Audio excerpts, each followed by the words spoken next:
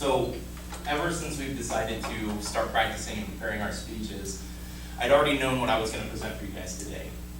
And with that in mind, I made every speech a tiny piece of a puzzle that I want to complete the picture for right now. Our world is growing more complex.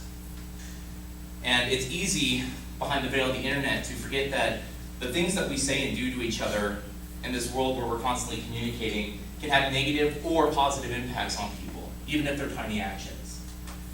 In fact, according to the American Foundation for Suicide Prevention, suicide in Colorado is the #1 leading cause of death for children ages 10 to 14, and the #2 cause of death for people ages 14 to 44.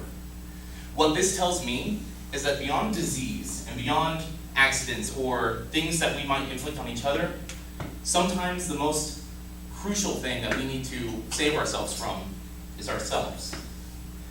In fact, I'm very thankful for bringing up this story today. And with that in mind, I think we need to make an end to this negligence of how we treat each other and start thinking about how we can impact people in a positive way. So with that in mind, today I'm going to have you guys pledge for me today that you will save a life or change the world one tiny action at a time.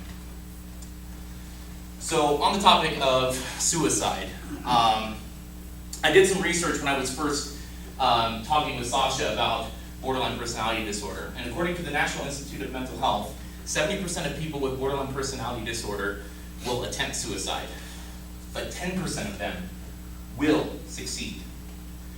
And so I knew this going into helping Sasha, and I honestly had kind of let my guard down, because as I told you guys, she was getting better. She was doing phenomenal, and I was incredibly proud of the progress that she was making. But ultimately, we got to the point where we couldn't afford therapy anymore. And the reason why is because she couldn't hold a job. Whether it was because in the interview they found out that she had a mental illness and kind of ended the interview there, or if it was because she was doing phenomenal at the job, and then they found out that she had it and thought she would be violent or incredibly unpredictable. And so because we couldn't afford therapy, we kind of had a backpedaling effect. And what really started to spiral this out of control, though, was the messages that she got from people through Facebook. See, when she decided to tell people that she was suffering from mental illness, we thought the reception was going to be a little bit more positive and supportive. In fact, we got the complete opposite. Her parents, her friends, her family, pretty much everyone that she had ever known decided to not only cast her out of her life, but to start sending her messages every time she posted something about her progress about borderline personality disorder. Things like, "You're just doing it for attention," or "You're totally messed up, you should probably just kill yourselves and save us all the trouble. I'm sick of seeing these posts, get it off my wall." This really hit me hard because I was here trying to be supportive of her and trying to be the voice for her, to support her when no one else would. And all these people who said they cared about her suddenly treated her like crap. And so because she, like someone in a burning building, started to feel the fire on her from the very get-go, suddenly was faced with a choice. I either look the flames in the face and let myself burn, or I take a jump out of that building. And so that's what she decided to do. She took her own life because of what people told her on Facebook. People who said they were her friends or cared about her suddenly found themselves on the opposite side of the fence screaming against her. And when they finally realized what she had done, they said to themselves or to me, "I had no idea. I didn't know." Bullshit. Just because it was a 10-second message that you made doesn't mean you didn't know what you were saying. All the small things that we do will impact people, whether it's positive or negative. And while her story ends in tragedy, there is still hope. Because today I want to share with you something I haven't shared with anyone, and that's my story. I grew up with social anxiety. And as a result of this in school, I was bullied a lot, cast out by people, and ultimately, because I didn't know how to interact, and because I was treated in such a way, I hated people. And because I hated people and I still had to kind of interact with society, I kind of came up with these survival techniques. What I call survival techniques, where I pretended to be somebody I wasn't just to learn how to get people to like me, because I didn't want to deal with rejection. I didn't want to deal with the struggles of what people were doing to me directly. I just bypassed it all. But the problem with what I was doing was that I never really got a good sense of myself. I was so busy being someone else, I didn't know who I was. And so by the time I was going through high school, and by the time I was pretty much done with it, my parents were going on a trip on spring break. And I was so fed up and so angry at myself that I was going to kill myself. I had found solace in an online game, and it was kind of the only way that I felt like I could socialize with people, that I could really connect and be myself. And so I logged onto this game for what I thought was going to be the last time. And out of nowhere, I got this message from a friend of mine named Crystal. And she said, "Are you okay? I've been concerned about you. And I'm here for you to, or if you need to talk, I'm here." And maybe it was just the timing of the moment, or all the things that were pent up, or maybe I was just really waiting for someone to reach out to me for once.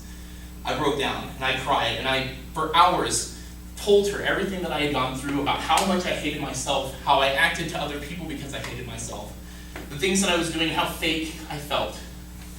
And rather than judge me, she loved me. She said, "I understand. I care about you. Let's find a solution." So she helped me start taking activities to do things that would ultimately find who I was as a person. She encouraged me to get into drama, which was probably one of my biggest fears, because someone with social anxiety get in the middle of millions of people, not the funnest thing in the world to do. But she gave me this phrase that stuck with me my entire life, and that's, "Courage is not the absence of fear. It's being terrified but still doing something anyway." And with that in mind, I decided, cool, I'm going to do it.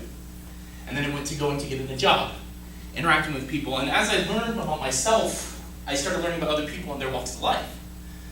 And that's when I found what truly mattered to me, is that I thought I was pretending to be somebody else for the sake of other people, but really all I wanted to do was to find how to connect with everybody and bring them all together.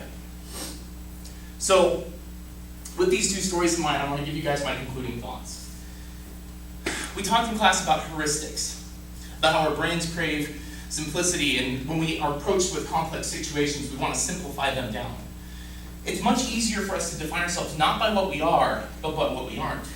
We take people that we see on the outside, we break them down, categorize them, and separate them and say, "I'm not that person. I'm not them." Whether it's race, religion, sexual orientation, mental health, likes or dislikes, we constantly are isolating ourselves, building walls and pushing ourselves away from everybody else. And what we're left with is reflecting on the things we hate about ourselves. And when we do that, we start sharing that with other people.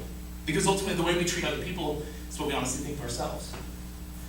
But if we shift this paradigm and focus more on ourselves, even though it's the harder thing to do, defining ourselves by who we are and what we are, we find that we have the capacity to open the door and find what connects all of us together. We stop separating ourselves by individual groups and become one group, the human race. So today, what I'd like you to do, if I've affected you in any way, please stand up right now and pledge with me that in the future, when you are inevitably presented with the opportunity to save someone's life on something as tiny as a message through a computer, you will not run from that opportunity. You will not say, "It's easy," or "I'm sure it's fine, I'll just leave it." You'll take that step. And if you pledge this with me today, say "I." Aye. If Sasha were here with me today, I'm sure she'd stand with me as I say, "Thank you."